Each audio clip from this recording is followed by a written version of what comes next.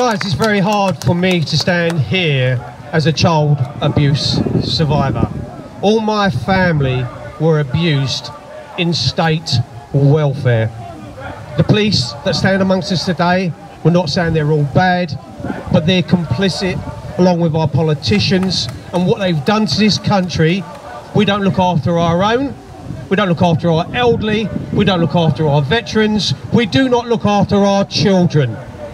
At 6 years of age, I'd already spent 5 different children's homes, in 5 different children's homes from 0 to 6 years of age.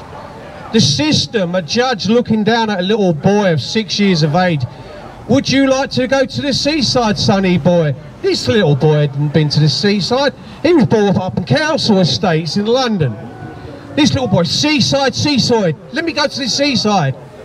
I suffered 11 years of historic, physical, mental and sexual abuse. If you've never been in that kind of a position, you can't judge anybody. What I will say to you, 1 in every 10 children is abused or raped in this country. 1 in every 10.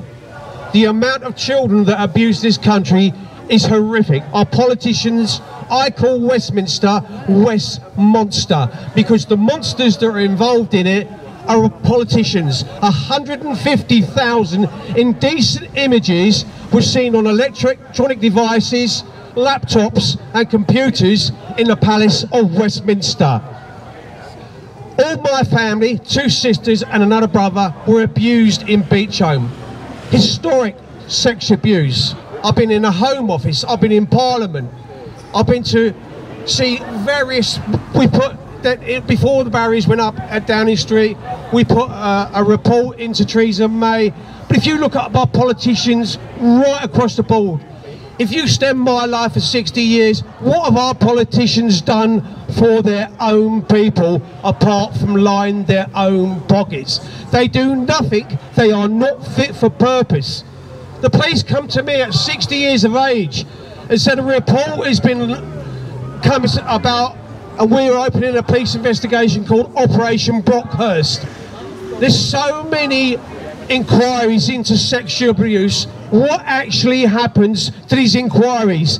The police end up dropping these inquiries, taking no further. All they're doing is finding out who's involved, what's involved, and what politicians involved. And they're all involved. A lot of them. I cabbed in London. I know Dolphin Square. I know the Elms Guest House. I knew Coustark, she was in my cab. I knew Prince Andrew. Melanie Shaw went to a basement flat in Belgravia. She see what was going on, she knew what was going on. She remembered diplomatic number plates. She had a photographic ID. She could remember Prince Andrew's 15-digit credit card. That's how clever that woman's on.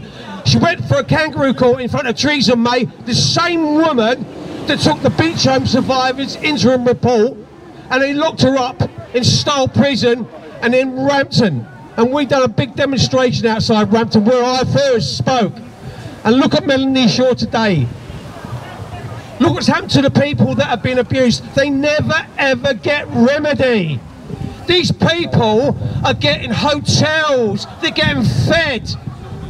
They're not asylum seekers, right? They're not refugees, as we would say. If they are genuine refugees, this country could help them.